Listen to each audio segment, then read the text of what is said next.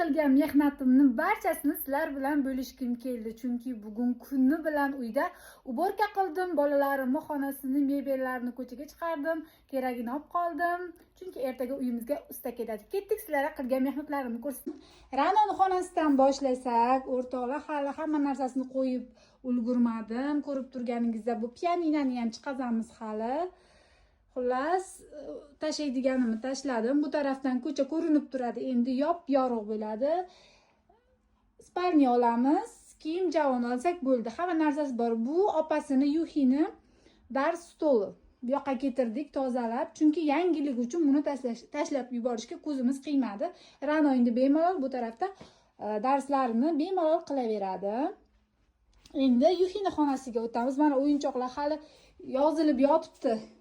Qo'ymadik ichkariga. Bu yoqda Yuxini spalnisi, chunki spalnini hali yangilaymiz, olib qo'ydik. Xonasini tozalab, kerak emas hamma narsalarni chiqarib tashladik. Mana bu yoqda. Bu yoqda mana Yuxini xonasi top-toza bo'ldi. Kuni bilan shu yoqda uborka qildik, mebellarini musorlarga tashlaydiganini tashladik. Bu yoqda kerakli narsalarni olib qo'ydik.